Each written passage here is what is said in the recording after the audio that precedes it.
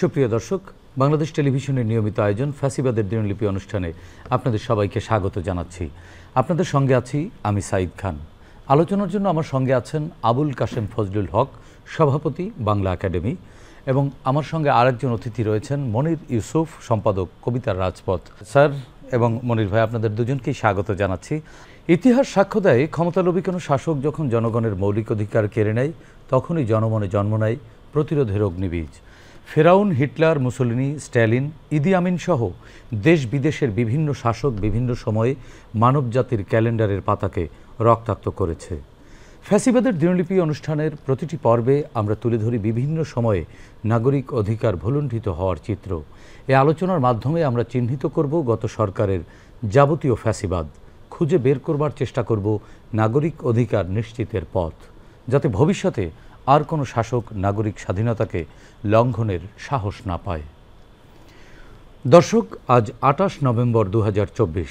গত ১৬ বছরের শুধুমাত্র এই দিনটিতে কি কি ঘটেছিল অতিথিদের সঙ্গে আলোচনার আগে বিভিন্ন গণমাধ্যম থেকে সংগৃহীত কিছু সংবাদের শিরোনাম দেখে আসি। ২০১০ ভুয়া সনদে শিক্ষক নিয়োগ, ৩১ শিক্ষকের নিয়োগ বাতিল। ৪ মাসে আমদানি ঋণপত্র স্থাপন বেড়েছে ৪৩.৬%। ২০১১ ডিসিসি বিভক্তি প্রসঙ্গে নাগরিক অভিমত, কোথাও এমন নজির নেই। প্রণোদনার পরও শেয়ার বাজারে ব্যাপক দরপতন। ২০১২ পদ্মা সেতু প্রকল্পে দুর্নীতির প্রমাণ পেয়েছে দুদক। উত্তরা হাই স্কুলে ৩০ ছাত্রীকে পেটানোর অভিযোগ উঠেছে অধ্যক্ষ মোয়াজ্জেম হোসেনের বিরুদ্ধে। ২০১৩ শাহজাদপুরের প্রতিমা ভাঙচুর, রাঙ্গুনিয়ায় মন্দিরে আগুন, ৬ সংবাদকর্মীর উপর হামলা। ২০১৪ বাংলাদেশের মানবাধিকার ও বাক স্বাধীনতা নিয়ে উদ্বেগ আন্তর্জাতিক মানবাধিকার সংস্থার। ফুলবাড়ি চুক্তি বাস্তবায়নের দাবিতে বিক্ষোভ ও সমাবেশ। ২০১৫ দেশে সন্ত্রাসবাদ নতুন মাত্রা পেতে চলেছে, পিচ অ্যান্ড স্ট্র্যাটেজিক স্টাডিজ। পৌরসভা নির্বাচন, মামলার চাপে বিএনপি। ২০১৬ ২০১০ সালে শেয়ার বাজারে অর্থনৈতিক ক্ষতি ২ লাখ কোটি টাকা। এডিবি। জনপ্রশাসনে পদোন্নতি, পদের চেয়ে কর্মকর্তার সংখ্যা বেশি। গোল্ড আনোয়ারের টাকার খনি রূপালী ব্যাংক। ২০১৭ নদী দখলের মতো ব্যাংক দখল হচ্ছে, ব্যাংকিং সম্মেলনে বক্তারা। ঠাকুরপাড়ায় সাম্প্রদায়িক সহিংসতা, জড়িতদের শাস্তি দাবি। ২০১৮ সাজাপ্রাপ্তদের নেতৃত্বে চলে গেছেন সুশীলরা, প্রধানমন্ত্রী। নির্বাচনে ইউরোপীয় পর্যবেক্ষক না পাঠানোর বিষয়ে বিভ্রান্তি। তরুণ তরুণীদের জন্য শোভন চাকরির ব্যবস্থা করাই বড় চ্যালেঞ্জ, বিশ্বব্যাংকের প্রতিবেদন। কর্মসৃজন প্রকল্পে ব্যাপক অনিয়ম, শ্রমিক না হয়েও তালিকায় নাম, পারিশ্রমিক উত্তোলন। ২০১৯ ডিফল্ট লোন হিট টাকা 1,16,288 crore। হলি আর্টিজান জঙ্গি হামলার রায়, জাবিতে ভিসির অপসারণ ও হল খোলার দাবি। ২০২০ বেসিক ব্যাংকে ঋণ কেলেঙ্কারির পর এখন সুদ মওকুফ চলছে। ধর্ষণ ও বিচারহীনতার বিরুদ্ধে গণপ্রতিরোধ জোরদার করুন, নারী গণসমাবেশ। পাটকল উচ্ছেদ, কর্মসংস্থানহীন নষ্টের উন্নয়ন সরকারের। Prices of edible oil, sugar increase. ২০২১ কারা বিদেশে টাকার পাচার করে জানব কিভাবে, অর্থমন্ত্রী। হত্যা, ধর্ষণ ও চাল আত্মসাৎ মামলার ১২ আসামিও ইউপি নির্বাচনের প্রার্থী।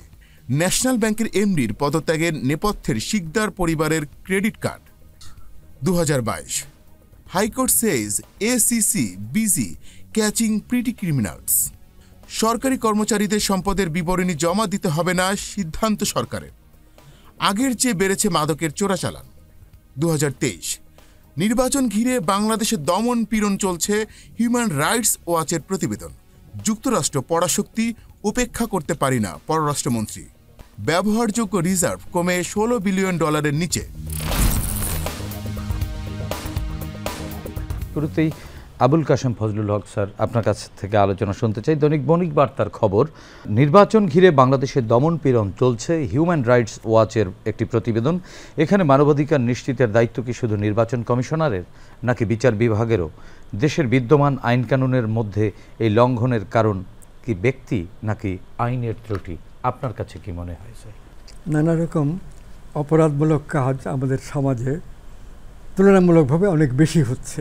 আমরা যদি এশিয়ার বিভিন্ন রাষ্ট্রের সাথে তুলনা করি, দেখা যাবে যে হত্যা, আত্মহত্যা, রাজনৈতিক দুর্যোগ এবং সংঘাত সংঘর্ষ, এগুলো তুলনামূলকভাবে অন্য রাষ্ট্রগুলোর চেয়ে কিছু বেশি। আর ইউরোপীয় যেগুলো একটু উন্নত রাষ্ট্র, সেইগুলোতে এই ধরনের খুন খারাপি, সংঘাত সংঘর্ষ এটা কম, কিন্তু সেখানেও আছে।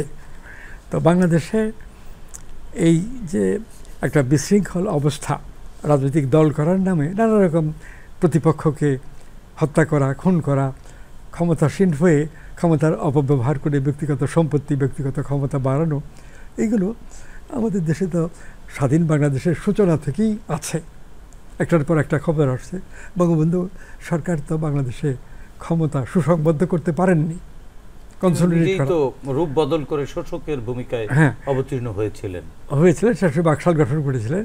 যখন তিনি উপলব্ধি করলেন যে আওয়ামী লীগের প্রতি জনসমর্থন নেই, আওয়ামী লীগের কর্মী আছে অনেক, কিন্তু শুধু কর্মী দিয়ে তো ক্ষমতায় থাকা যায় না, জনসমর্থন দরকার, এটার অভাব। বঙ্গবন্ধু বলতেন না কথাটা, কিন্তু আমাদের ধারণা তিনি উপলব্ধি করতেন যে তার পেছনেও মানুষের যে জনসমর্থন ছিল সেটা একেবারেই কমে আসছে। তখনই তিনি চিন্তা করলেন যে কী করে আবার আওয়ামী লীগ জনপ্রিয় হবে, আমার নিজের জনপ্রিয়তা রাখা যায়। হ্যাঁ, তো সেইটা করতে গিয়ে দেখলেন যে কোনো উপায় নেই। এই দেশের তরুণ সমাজ, ছাত্রদের, তারা সমাজতন্ত্র পছন্দ করে। তো সেই দিক থেকে আমি অনেককে জিজ্ঞেস করেছি তখন, কিন্তু কেউই স্বীকার করে না। সবাই বলে যে এটা মুজিব ভাই একলাই করেছেন, কেউ বলে না যে এটার সাথে কোনোভাবে ছিলেন।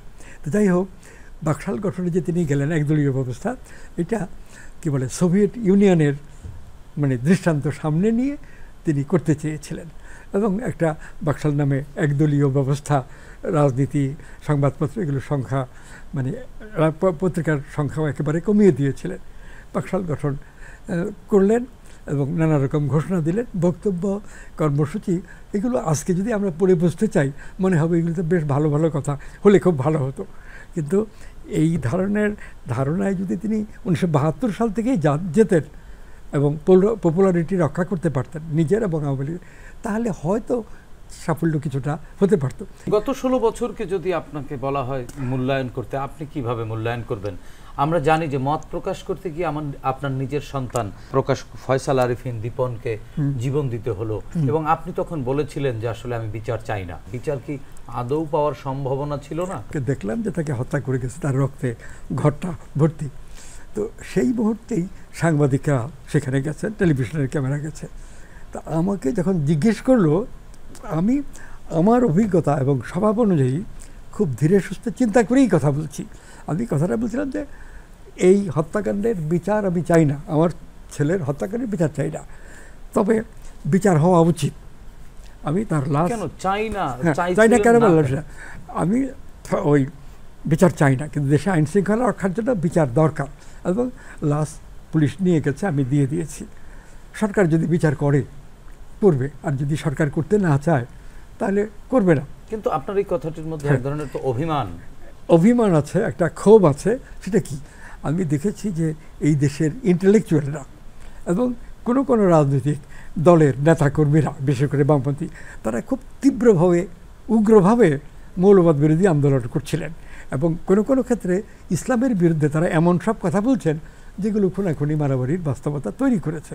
এবং এই ঘটনাটা বিবিসি রেডিওর মাধ্যমে ব্যাপকভাবে প্রচার হয়েছে, CNN, তারপরে ভয়েস অফ আমেরিকা, তারা প্রচার করেছে, উস্কানি দিয়েছে। তার ফলে পৃথিবীর প্রায় সব দুর্বল গরিব রাষ্ট্রগুলোতে ধর্মকেন্দ্রিক এক ধরনের বিরোধ তীব্র হয়ে উঠেছে। তা আমাদের দেশের যারা সামনের সারির বুদ্ধিজীবী, বিশেষ করে বামপন্থী কর্মীরা, তারা যে ওই বিবিসির দ্বারা প্রচারিত এই কর্মকাণ্ডের মধ্যে এমনভাবে ঝুঁকে গিয়েছে যে দেশে এই ধরনের হত্যাকাণ্ড অনেক বেড়ে গেছে। আফগানিস্তানের ঘটনা দেখছেন, ইরাকের ঘটনা, লিবিয়ার ঘটনা, সর্বত্রই একটা ওই পেরিফেরির মধ্যে বাংলাদেশকেও ঢুকিয়ে দেওয়ার এই পেরিফেরির মধ্যে বাংলাদেশে ঢুকিয়ে দিয়েছে। এবং বাংলাদেশের যারা এই পলিটিক্যাল অভিমানের লিডার, জায়গা থেকে যে চাইলেও হয়তো বিচার আমি পাবো না, এরকমও চাইলেও বিচার আমি পাবো না। আর ব্যক্তি বিশেষের হত্যাকাণ্ডের বিচার করে একজন অর্ডিনারি ক্রিমিনালদের যেভাবে বিচার করে সেভাবেই তো করে। এমনকি মুজিব হত্যার যে বিচার করা হয়েছে, এটার কোনো রাজনৈতিক পটভূমি, সামাজিক সাংস্কৃতিক কর্মকাণ্ড কোনোটাই তো বিচারে ধরেনি। আমি যখন দেখলাম যে এই দেশের ইন্টেলেকচুয়ালরা এবং পলিটিক্যাল লিডার যারা রেসপেক্টেড, তারা সম্পূর্ণ একটা ভুল ধারায় যাচ্ছেন, সেইটাই আমার ছেলেরও হত্যাকাণ্ডের কারণ। কাজে এটা ব্যক্তিবিশেষের মামলা করে আসামিকে প্রাণদণ্ড দিয়ে মীমাংসা অল্পই হবে। এটার মীমাংসার জন্য এই চিন্তার কাঠামোটাই বদলানো দরকার। এই কথাটাই তখন আমার মনে হয়েছে। প্রতিদিন টেলিভিশনের খুললেই দেখা যায় বাংলাদেশের যে বিভিন্ন চ্যানেল কেবল কান্নাকাটি। একজনের স্বামী মারা গেছে, স্ত্রী কান্নাকাটি করছেন, একজনের ছেলে মারা গেছে, মা বাবা মানে কান্নাকাটি করছেন, কারো ভাই মারা গেছে, তার ভাই বোনেরা কান্নাকাটি করছেন। এবং এই টেলিভিশনেই যেন বাংলাদেশে কান্নাকাটির মানে প্রোগ্রাম কেবল প্রচার করছে।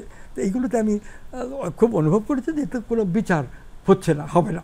আর কোনোটা একটার বিচার রায় হলেও হাইকোর্টে গিয়ে ওইটা আটকে থাকে, 5 বছর 10 বছর পার হয়ে যায়, হাইকোর্ট আর এটাকে ফাইনাল করে না। এবং হাইকোর্ট যদি অনুমোদন না দেয় তাহলে এটা কার্যকর করতে পারে না। এইসব দেখেই আমার মনে হয়েছে যে এখানে বিচার চেয়ে কি করব। তবে আমি এই কথাটাও বলেছি যে বিচার করাটা সরকারের কর্তব্য। আমার পরিবার, দীপনের ছেলে মেয়ে, তার স্ত্রী, তাদের কি কোনো বিন্দুমাত্র উপকার হবে সরকার করবে? মনির ইউসুফ, 2013 সালের সংবাদ, শাহজাদপুরে প্রতিমা ভাঙচুর, রাঙ্গুনিয়ায় মন্দিরে আগুন। এটা 2013 সালের গণজাগরণ মঞ্চ বনাম হেফাজত পলিসির অংশ কিনা? ডিভাইড অ্যান্ড রুল কি নয়া ফ্যাসিবাদের টুলস কিনা? আপনার কাছে কি মনে হয়? আমরা যদি অতীতের দিকে যাই তখনও আমরা দেখব যে সেখানেও এই সাম্প্রদায়িক ঘটনাগুলো ঘটেছে। তো সেখান থেকে একটু একটু করে আমরা যখন অসহিষ্ণু হয়ে উঠছি, বাঙালি জাতীয়তাবাদের যে চেতনা, সেটাকে আমরা সহিষ্ণু করে তুলছি। যে সহিষ্ণুতা অন্য কাউকে আমরা নিতে পারতেছি না ওই সময়ে। সেই সময়ের যে একটু ঘটনাগুলো এই ঘটনাগুলোকে তৈরি করছে। এবং আওয়ামী লীগের আমলে আওয়ামী লীগ যারা রাজনীতি করছে, আওয়ামী লীগের তারা এবং আওয়ামী লীগের ইন্টেলেকচুয়ালরা যারা বুদ্ধিজীবীরা, কেউই সহিষ্ণুতাকে মানে সংবেদনশীলতাকে, সৃষ্টিশীলতাকে, মানুষের যে অনুভব সেগুলোকে তারা পাত্তা দেয়নি। সেটা শিল্পের ক্ষেত্রেও, সেটা আপনি চলচ্চিত্রের ক্ষেত্রেও, সেটা আমাদের নাটকের ক্ষেত্রেও, সেটা আমাদের গল্প উপন্যাসের ক্ষেত্রেও। যে কারণে আগের যে বুদ্ধির মুক্তি আন্দোলনের যে আমাদের রেনেসা বুদ্ধির মুক্তি আন্দোলনের যে চেতনা, সেই চেতনাবাহিত যে বাংলাদেশ গঠিত হওয়ার কথা ছিল, পরবর্তীতে আমরা দুইটা ভাগে ভাগ হয়ে গেছি। সেই ভাগ হওয়ার কারণে আমাদের এখানে গণজাগরণ মঞ্চটা হলো কেন?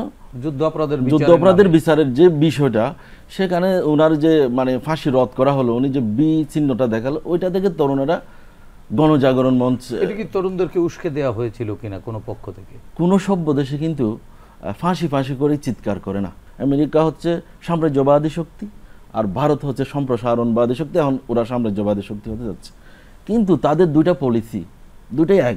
এটার নাম হচ্ছে সাম্প্রসারিক সাম্রাজ্যবাদ। বাংলায় আমাদের এক বুদ্ধিজীবী আব্দুস শাকুর তার একটি প্রবন্ধে অসম্ভব সুন্দর করে এটাকে দেখিয়েছেন যে সাম্প্রসারিক সাম্রাজ্যবাদটা কি আসলে। সাম্প্রসারিক সাম্রাজ্যবাদ হচ্ছে আপনার চলচ্চিত্র, সিনেমা, নাটক, আপনার মানে গল্প উপন্যাসের যে সাংস্কৃতিক যে কর্মকাণ্ড, শেষার প্রপাগান্ডা দিয়ে একটি দেশকে জিম্মি করে ফেলা, বা একটি দেশের মানুষের মানসিকতাকে তাদের মানসিকতায় তৈরি করে ফেলা। তো সেই দিক থেকে আমরা দেখেছি যারা বাম আন্দোলন করেছে আমাদের দেশে, যারা ডান আন্দোলন করেছে, তারা সবাই ওই সাম্প্রসারিক সাম্রাজ্যবাদের যে মানে একটা ফাঁদ, সেই ফাঁদ থেকে কেউ বের হতে পারেনি। আবুল কাশেম ফজলুল হক স্যার, আমরা একটি সংবাদের শিরোনামে দেখলাম দেশে সন্ত্রাসবাদ নতুন মাত্রা পেতে চলেছে।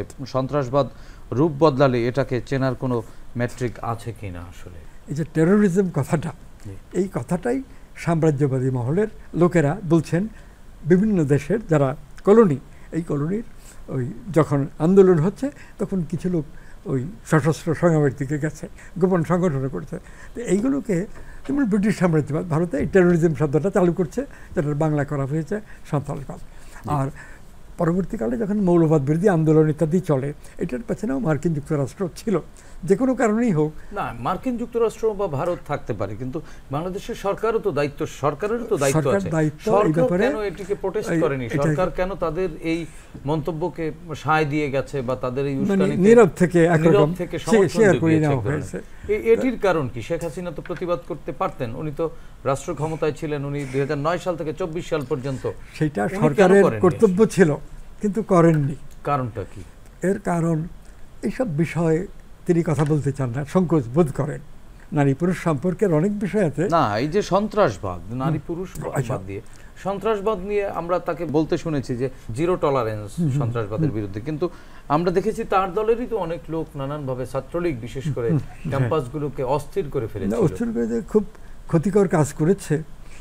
শিক্ষককে অপমান করেছে, শিক্ষকের গায়ে হাত তুলেছে, অন্য যে কোনো দলের ছাত্রদের মারপিট করেছে, হলে থাকতে দেয়নি, মানে প্রভোস্ট বা হাউস টিউটাররা সিট অ্যালট করলে সেই অনুযায়ী কাজ করতে দেয়নি। তো এইটা খুবই দুঃখজনক ব্যাপার। এবং শেখ হাসিনা যখন প্রধানমন্ত্রীর চেয়ারে, তখন আমরা তাকে বলতে শুনেছি যে আই নিড অ্যাবসলিউট পাওয়ার। এটা কোন ধরনের পর্যায়ে গেলে বলতে পারেন? এটা তো একটা ডিক্টেটোরিয়াল যে ফেসিবাদ বলা হয়। যেমন মুসলিনি নানান গুণে গুণান্বিত, অসাধারণ জনপ্রিয়ও ছিলেন, কিন্তু পরবর্তীকালে যখন তিনি কেবল ইটালির না গোটা পৃথিবীর উপরে কর্তৃত্ব করার দিকে গেছেন, তখন সাম্রাজ্যবাদী শক্তি অর্থাৎ আমেরিকা, ব্রিটেন এবং তাদের সহযোগীরা এই ফ্যাসিজমের বিরুদ্ধে দাঁড়াচ্ছে। এবং শেখ হাসিনা ওই পথেই হেঁটেছেন, অনেকটা সেই পথে গেছেন, যে বিচার বিবেচনা না করেই একটা ডিক্টেটোরিয়াল মানে একনায়কত্বের মনোভাব এবং কাজ করা, এইটা শেষ পর্যন্ত মুসলিনি এবং পরবর্তীকালে হিটলারের মধ্যেও দেখা গেছে। এই ফ্যাসিজমেরই জার্মান ভাষায় বলা হয় নাৎসিজম, যেটা হিটলার বলেছেন। মুসলিনি এবং হিটলার দুজনেই তো অসাধারণ জনপ্রিয় নেতা ছিলেন, ভোটের মাধ্যমে তাদের জনপ্রিয়তা দেখা গেছে সীমাহীন।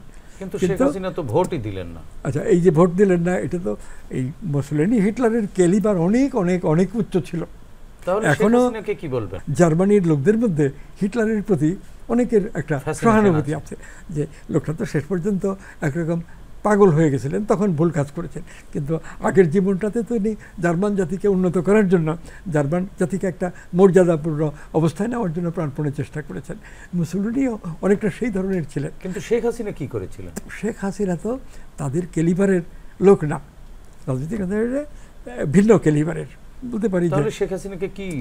শেখ হাসিনা ক্ষমতা লিপ্সু ছিলেন, তাতে সন্দেহ নাই, কিন্তু তার ক্ষমতার পরিসর এই আমাদের যে বাংলাদেশের মানে 56,000 এর চাইতে কিছু বেশি বর্গমাইল, এই পরিসরে, এর বাইরে তো তিনি নিজেকে প্রসারিত করতে চাননি, যেটা মুসলিনি হিটলার চেয়েছিলেন। উনি 56,000 বর্গমাইলের কিছু বেশি জায়গায় উনি কোন পদ্ধতিতে শাসন করতে চেয়েছিলেন শেষ দিকটায়? যে কোনো মূল্যে ক্ষমতায় থাকতে হবে, ক্ষমতা থাকলে অনেক কিছু করা যায়, এইটা ছিল তার একটা কর্মনীতি। দ্বিতীয়, মুক্তিযুদ্ধ এবং স্বাধীন বাংলাদেশের প্রতিষ্ঠা, এটা এই শেখ মুজিবুর রহমান এর নেতৃত্বে হয়েছে। শেখ মুজিবুর রহমানকে বঙ্গবন্ধু খেতাব দিয়েছিল ওই ছাত্র সংগ্রাম পরিষদের মিটিংয়ে। উনি আসলে পুঁজি করে, হ্যাঁ, এইটাকে পুঁজি করেছেন এবং এই পুঁজি আরও বাড়িয়েছেন, 1000 বছরের শ্রেষ্ঠ বাঙালি ইত্যাদি এইসব কথা। দ্বিতীয়, এটাকে কি ফ্যাসিবাদ বলা যায় কিনা, ফ্যাসিজম বলা যায় কিনা? এইটাকে ওই অর্থে ফ্যাসিজম, যে হিটলার মুসলিনি যেমন ডিক্টেটোরিয়াল ছিলেন, সেই দিকটা ফ্যাসিজম এখানে এইটাই কারেন্সি পেয়েছে গোটা দুনিয়াতে। কিন্তু হিটলার এবং মুসলিনি দুজনেরই অসাধারণ জ্ঞান, প্রজ্ঞা এবং অনেক কিছু ভালো ছিল। সেটা শুধুই স্বপ্ন ছিল ক্ষমতা, ক্ষমতা এবং তার বাবা মা এদের ইমেজটা স্থায়ী করে তুলে ধরা, এবং এটা অতিরিক্ত করার ফলে এখন তো একবার শেখ মুজিব নিহত হয়েছিলেন জীবিত থাকাকালে, মৃত্যুর এত বছর পরে আবার নতুন করে তিনি মানে তার ভাবমূর্তি নিহত হয়েছে। জি, মনির ইউসুফ, 2021 সালের একটি সংবাদ, কারা বিদেশে টাকা পাচার করে জানবো কিভাবে, অর্থমন্ত্রী এই কথা বলেছিলেন। এখানে তিনি কি তার অযোগ্যতা স্বীকার করেছিলেন, নাকি লুটপাটের সংস্কৃতিকে মেনে নিয়ে ফ্যাসিবাদের জন্য লুটপাট, নাকি লুটপাটের জন্য ফ্যাসিবাদ হয়েছে বাংলাদেশ? বিদেশে যে অর্থ পাচার হয়েছে এটি তিনি জানবেন কিভাবে? এটি কি অর্থমন্ত্রীর অযোগ্যতা প্রমাণ করেছিল কিনা? অবশ্যই অযোগ্যতা প্রমাণ করেছে, এবং সেটা সচেতনভাবেই তারা করেছে। একটি দেশে এত সহজে ফেসিজম আসে না, ধীরে ধীরে আসে। এইটাও একটা ফেসিবাদের লক্ষণ। ফেসিবাদের 13টা লক্ষণের এই যে অন্যায়কে মেনে নেওয়া, আরও তার প্রতি সায় দেওয়া, সেটা তো আমরা ফেসিস্ট অবশ্যই বলতে পারি। এবং তার সমস্ত কর্মকাণ্ডই একটি ভূখণ্ডের মধ্যে যে এটা ফেসিস্ট বলা যায়। কিন্তু মুসলিনি এবং হিটলারের যে ফেসিজম এবং নাৎসিজম, সেগুলোর ব্যাপ্তি ছিল অনেক বেশি। কিন্তু এটা হচ্ছে তার জাতির উপরে স্টিম রোলার চালানো এবং কোনো কিছুকে না শোনা। আমাদের দেশের যে মানে অর্থনৈতিক অবস্থা বলেন, রাজনৈতিক অবস্থা বলেন, সামাজিক অবস্থা বলেন, সব কিছু দশে গেছে। এক কথা বলে যে আজকে বাংলাদেশ অনেক বিপদের মধ্যেই আমরা পড়েছি। সেটা এত বিপদের মধ্যেও আমরা একটা সম্ভাবনা, ছাত্র জনতার বিপ্লবের মধ্যে এক ধরনের সম্ভাবনা জন্ম নিয়েছে এবং নতুন এক আশার সূর্য আমাদের আকাশে কিন্তু আছে। এই নতুন সরকার দায়িত্ব নিয়েছে ছাত্র জনতার আন্দোলনের ফসল যে নতুন অন্তর্বর্তীকালীন সরকার, সেই সরকারের কাছে আপনার প্রত্যাশা বা পরামর্শ কি? আমি বলবো মানবিক উন্নয়ন করতে হবে, সাংস্কৃতিক উন্নয়ন করতে হবে।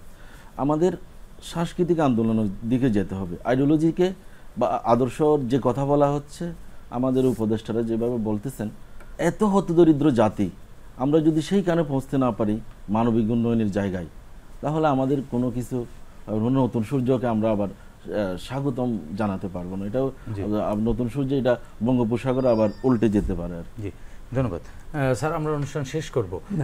নতুন ছাত্র জনতার রক্তের বিনিময়ে যে নতুন সময়, নতুন সরকার, এই সরকারের প্রতি আপনার আহ্বান কি এবং আপনার কোনো প্রত্যাশা আছে কিনা? এখন নতুন সরকার যারা আসছেন, এরা প্রত্যেকেই পরীক্ষার ফল বিচারে খুব ভালো ছাত্র ছিলেন। দুই, এই ধরনের ভালো ছাত্ররা সাধারণত ব্যক্তিগত কেরিয়ার, নিজের মানে কেরিয়ারটা ভালো গড়ে তুলতে চান। এই বৈশিষ্ট্য হয়তো যারা এখন উপদেষ্টা মণ্ডলী করেছেন, উপদেষ্টা পরিষদ, তাদের মধ্যে আছে। কিন্তু বাস্তব অবস্থার চাপে তারা একটা বড় দায়িত্ব নিয়েছেন যে বাংলাদেশের রাজনীতিকে একটু উন্নত অবস্থায় নিয়ে রাষ্ট্রপতি হিসেবে এবং নির্বাচনটা দেবেন, যাতে সুষ্ঠু নির্বাচনের বাস্তবতা তৈরি হয়। এইটা তো দেশের সবাই আশা করছেন। আপনিও এই প্রত্যাশা? তারা এই রাষ্ট্র ব্যবস্থার সংস্কারের কথাটাও জোর দিয়ে বলছেন যে আমরাই করতে পারবো না, কিন্তু ভবিষ্যতে যারা আসবেন তারা করবেন। এই জন্য একটা ভালো ধারণা, তারা ভালো বন্দোবস্ত তারা করে যাবেন অন্তত। জি, ধন্যবাদ অধ্যাপক আবুল কাশেম ফজলুল হক স্যার, ধন্যবাদ মনির ইউসুফ, আপনাদের দুজনকেই। প্রিয় দর্শক, 36 জুলাইয়ের গণ অভ্যুত্থানের মাধ্যমে ছাত্র জনতা এই মাটির গর্ভে যে নতুন আলো প্রবেশ করিয়েছে, তা ধরে রাখবার দায়িত্ব শুধু সরকারের একার নয়, আমাদেরও। বিভিন্ন স্থানে ঘটে যাওয়া মব ভায়োলেন্স, মব জাস্টিস ফ্যাসিবাদী সংস্কৃতিরই অংশ। সুশাসনের প্রয়োজনে দীর্ঘদিনের চর্চিত এই ফ্যাসিবাদী সংস্কৃতি থেকে বেরিয়ে এসে আইনের আশ্রয় নিতে হবে আমাদের। আসুন আমরা সুনাগরিকের পরিচয় দেই, ফ্যাসিবাদকে রুখে দেই। দর্শক, দেখা হবে আগামী পর্বে নতুন অতিথিদের সঙ্গে। ততক্ষণ পর্যন্ত ভালো থাকুন, সুস্থ থাকুন, বাংলাদেশ টেলিভিশনের সঙ্গেই থাকুন। খোদা হাফেজ।